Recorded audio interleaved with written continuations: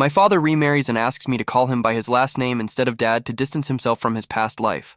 But 3 Doritos later, he asks me for a favor. My biological dad recently remarried after my mom passed away, but just so everyone knows, my relationship with him has never been good. It's a somewhat complicated story, and I think it's important to understand the history behind all of this to see why I feel the way I feel. You see, when my parents were in college, they dated for a while. It was then that my mom unexpectedly discovered she was pregnant with me. Instead of supporting her, my dad practically walked away from her. He acted like he had nothing to do with the pregnancy, which was really hurtful. He offered no emotional or financial help and was actually quite cruel about it. My mom, being strong and determined, decided to have me and raise me on her own. She received a lot of help from her parents, who were there for both of them, and supported her throughout the entire process. Growing up, I saw everything my mom did for me. Even though I didn't have much support from my dad, that's been a big part of my life, seeing how she had to go through all of that with little support from him, and I've never forgiven him for that. At first, my grandparents were completely against the idea of my mom being a single mother. They didn't think I was the best option for her, and I guess they had a lot of doubts. But once they had me in their arms, everything changed. They fell completely in love with me, and that was the beginning of a very strong bond between us. For the first 6 years of my life, I never met my dad, and I don't know if I cared or not because I don't remember much. Besides, my mom, my grandparents, and I had our own world, and I was perfectly happy with that. I didn't feel like I was missing anything, but then, suddenly, my dad showed up one day. Not only did he show up and casually ask about me, he begged my mom to forgive him. He wanted to be part of our lives, but my mom flatly rejected him. At the time, she was dating someone else, and I think she was already over him. Despite his pleas, she had no interest in reviving anything with him. Even after that, he didn't give up. He begged my mom again, this time asking to at least be able to be in my life. It wasn't easy for her, but she reluctantly agreed. She thought it might be good for me to know who my dad was, although I didn't really feel I needed to. It wasn't like I was desperate to meet him or have him in my life. Still, she decided it was something I had to have, and that's how he ended up being a part of my life again, even though it was awkward. I think my dad wasn't really interested in being a father or having a real relationship with me. Honestly, I think he just wanted to stay in my mom's life somehow, no matter what it took. After all, that's what narcissists like him do. So, he made up the excuse that he wanted to get to know me better. But I don't really think he was ready to be a good father. At the time, I was just a child and didn't understand the difference. It didn't take much effort for him to win my affection, because I was young and easily impressed. Every time he spent time with me, he would shower me with expensive gifts and let me do whatever I wanted, like watch TV for hours. I found it exciting because it was something my mom wouldn't have allowed. He would visit me every 2 weeks, and sometimes we would go to adventure parks or do fun things like that. I didn't understand the difference between love and manipulation back then. I thought just because he bought me things and gave me all this freedom, that meant he was being a good father. It was an easy way to make me feel special, and of course I loved it. I was just a kid, so I didn't see the whole picture. I didn't understand what it really meant to be a father.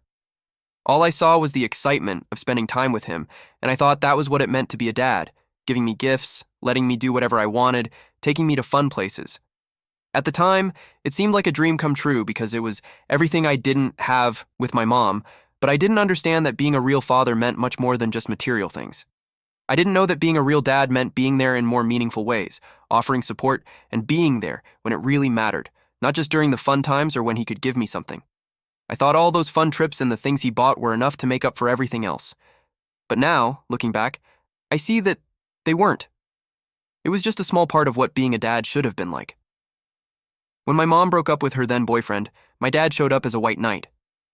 I guess he saw an opportunity to re-enter our lives. By that point, I was already quite comfortable and happy with him, enjoying the attention and fun times he gave me, seeing how well we got along. My mom decided to give it a chance. She thought maybe, just maybe, this could be the way the three of us would become a real family, something I had always wanted. But looking back, I realized that my dad was an expert at pretending to play the role. He had that charm, that way of speaking and making everything seem perfect. He made my mom believe that he could change, that he could finally step up and be the man she needed. But underneath it all, he was still the same person he always was, a narcissist. He had a way of making everything about himself. And although he played the role of a loving partner and father, it wasn't long before his true colors began to come out. At first, he was all kindness, acting like he was a good father and responsible husband. But once my parents got married, everything started to change. He slowly changed, and not for the better. The person he pretended to be at the beginning began to fade away, and that's when the cracks in our family began to appear. It all started with his attempt to slowly isolate my mom and me from the people who had always been there for us, especially my grandparents. He insisted we move to another city, saying he had received a better opportunity there, and that it was the best thing for our family. When my mom questioned the move, he used the fact that he made more money than her as a way to shut her up. He acted like he knew what was best and made her feel like she had no say in the decision. Eventually, they bought a house together in the new city. My mom put all her savings into it, everything she had worked so hard to achieve over the years. And even though it was supposed to be a joint decision, it really seemed like my dad was making all the decisions. My mom had to quit her job when we moved, which was a huge sacrifice for her. Not only did she stop working, she gave up her independence. She tried to find a new job in the new city, but it was difficult. It wasn't like home where she had a support system and people who could help her. Meanwhile, my dad kept suggesting that she should stay home, take care of me, do the housework, and be a full-time wife and mother. That was never what my mom was. She had always been independent, hardworking, and strong-willed, but she still did what she had to do, even though it wasn't what she wanted. She did everything she could to make it work for me, for us. But the truth is that neither of them really adapted. We were both far from home, far from family and friends, and we felt like we were alone in this strange, unfamiliar place. Everything felt wrong, like we'd been ripped away from the people who truly cared about us. And looking back, I think that was exactly what my dad wanted. As time went on, things at home began to fall apart. My parents fought constantly. It seemed like every day, sometimes for small things, other times for big problems, but always with a heavy tension in the air. My mom was clearly not happy. You could see it in her face, in the way she moved, and how she became quieter. It was as if the light in her was slowly beginning to fade. And the worst part was that my dad just didn't care. He never made an effort to understand her or see what she was going through because she no longer had a job. She was completely dependent on him, and he used that against her. He controlled the money in a cruel and humiliating way. He made her show him receipts for everything she spent. Absolutely everything.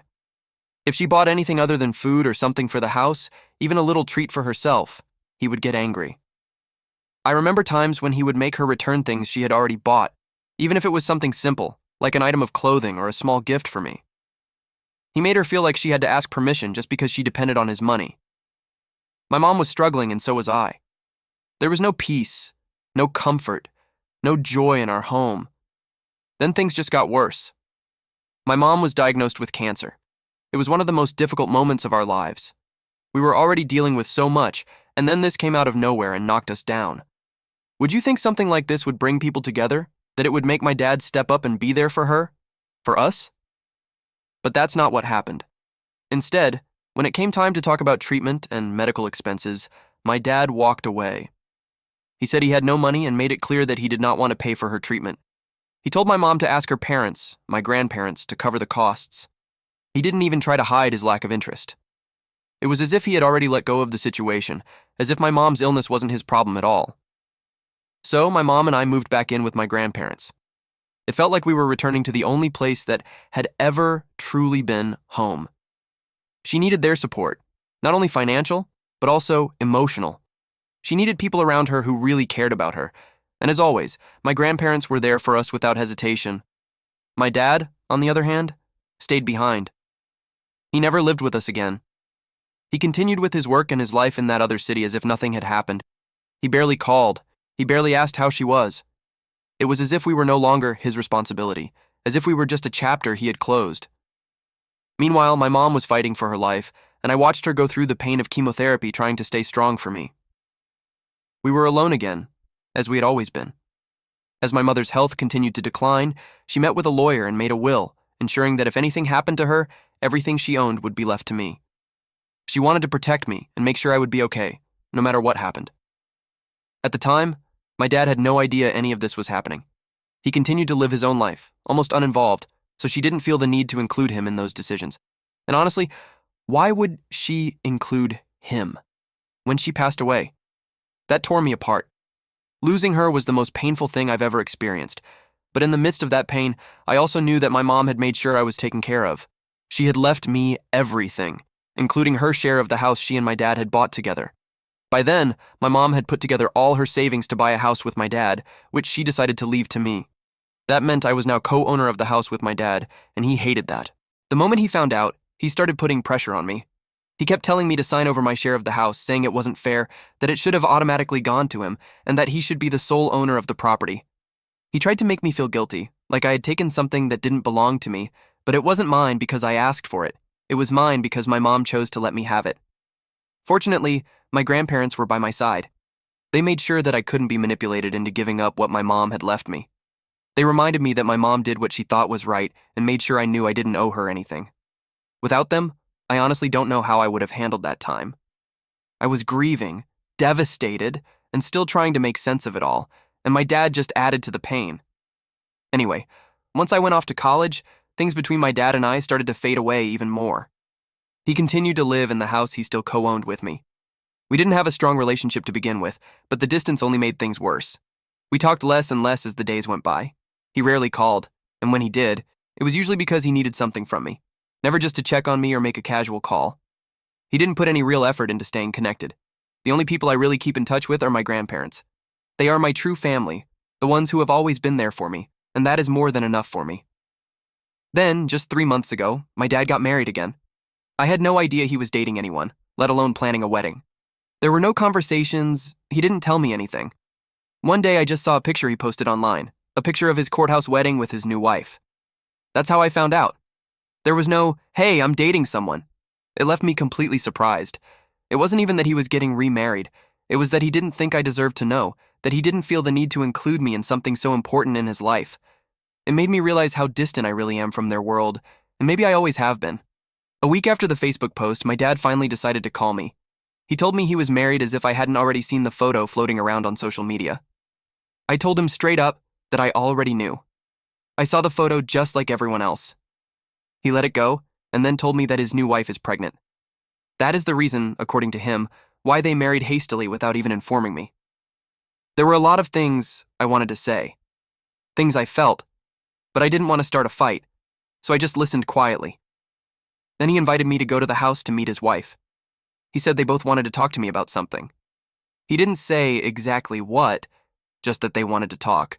And now I'm left here with this invitation, not knowing what to do. Part of me is curious, sure, but a much bigger part of me is doubtful.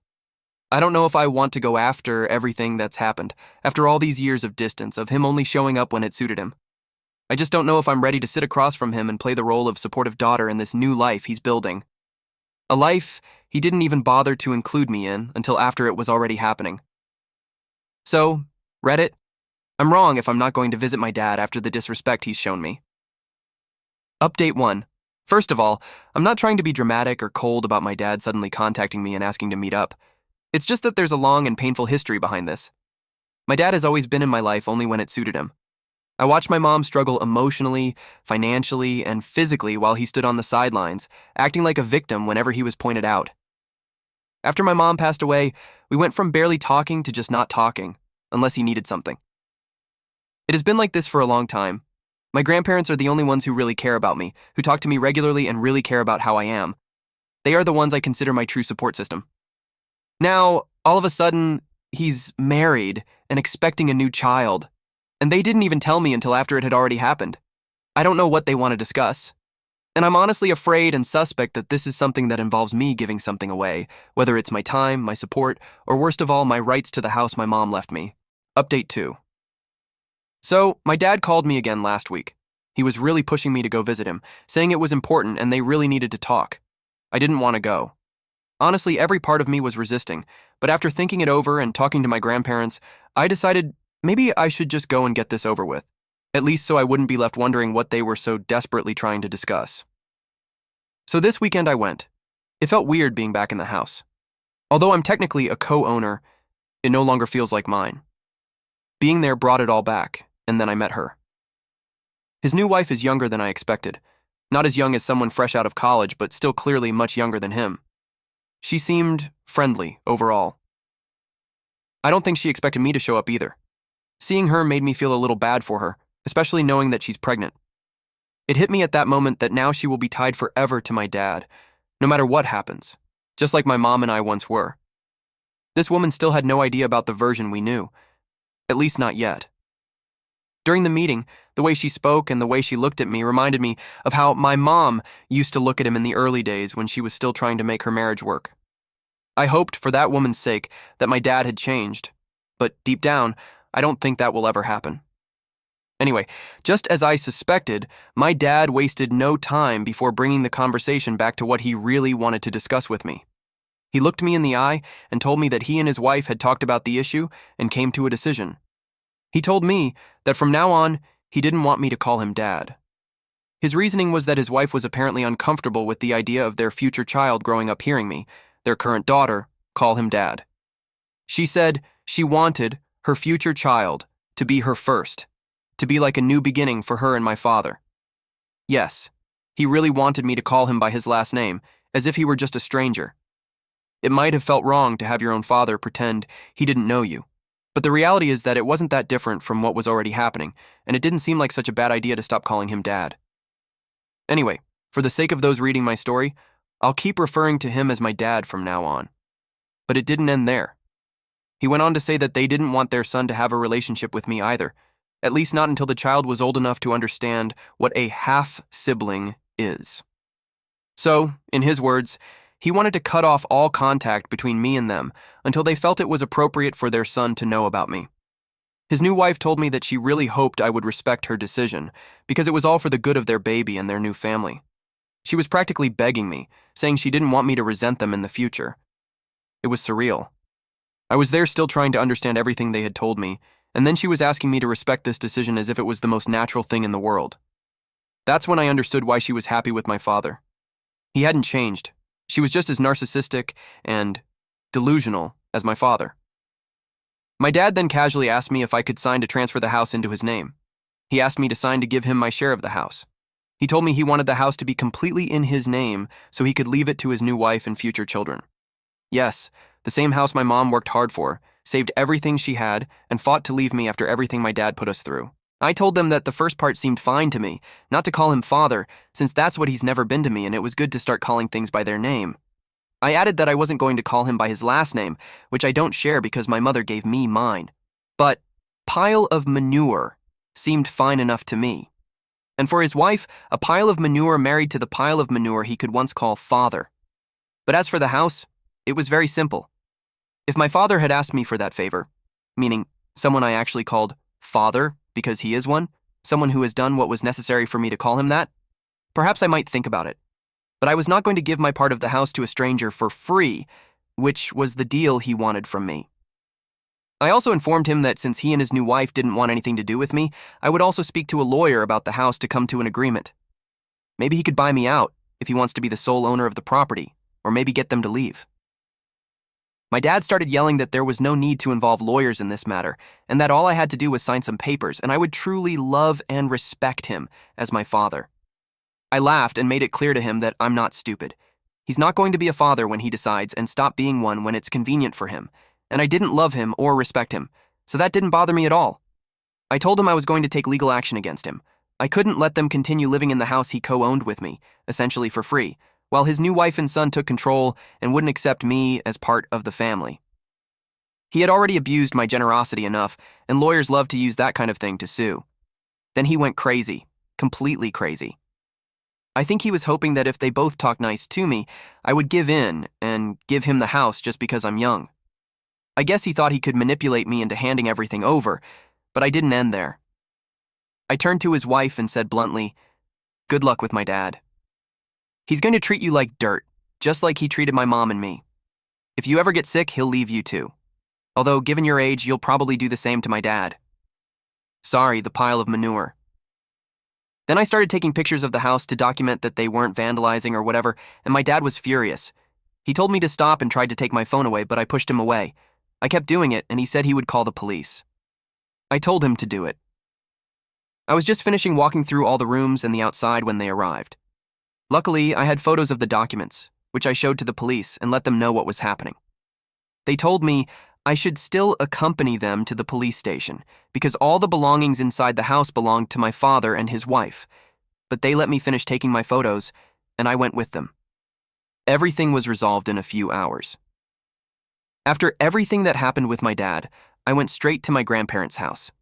I explained everything about the house, what my dad asked me to do, and how I'm fed up with his manipulation. We've been talking to a lawyer about my options. In fact, I not only want him to sell the house and give me my share, but I also want to legally separate from him. I don't want to have anything to do with him ever again. I don't want to be tied to him in any way. He thought that by treating me like garbage with his demands, I would give him my share of the house. He thought that by intimidating, he would get what he wanted. I don't think he thought through anything he did, and it's going to cost him dearly. Update 3. In these 6 months since I published, many changes have happened that have to do with my father. For starters, I took my dad to court and legally separated from him. Honestly, it feels amazing. It was a long and difficult process, but it was completely worth it to finally serve him a notice and kick him and his new wife out of the house. Then we forced him to sell it so we could each get our share and go our separate ways. Throughout all of this, my dad tried to downplay things and tell me not to do this, that if I did, he wouldn't have me in his life anymore, and that if I just let him have the house, we could still maintain some connection. I told him to stop trying to sell me on the idea of continuing with all this, because just thinking about having a relationship with him, if I gave him my share of my house, made me want to continue with everything even more. In a moment of pure malice, my dad said to me, "You look just like your mom." He said it as if he were insulting me, as if it were a bad thing, but I thanked him for the compliment. I said, "Thank you. You don't know how much that means to me." And to top it off, I told him I would have been very offended if he told me I was just like him, thanking him again. His new wife even cursed me several times. She once called me screaming that I had made them homeless and that they were now stuck living in her parents' basement because they had nowhere else to go and her parents didn't have a guest room. She said that even with the money my dad got from selling the house, it wasn't enough for them because they have a son to take care of. She called me selfish for not giving them the house and letting them live in it for free. I'm not happy that they're suffering through all this. It excites me. It makes me feel like the happiest person in the world. It makes me think that every time someone causes a group of narcissists to suffer, karma makes an anonymous donation to some organization, like the one for injured seagulls so they can get the means to fly, all thanks to the benefits I get from their suffering. So I think there could be a good ending to my story. Update 4. I was afraid to update. I was afraid to share any little thing I found out and that it would ruin the previous ending. But I think this ending to my story is much better.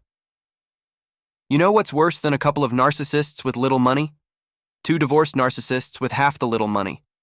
For months, I heard rumors like my father had been kicked out of his in-laws' house or that his wife had to get a job while he wasn't working. But I had no confirmation of any of that, just rumors. However, I have confirmed the divorce, and I can assume that each of them has received half of the assets. So, at least for me and Karma, it's the best ending we could ask for. I don't know if you in the comments think the same.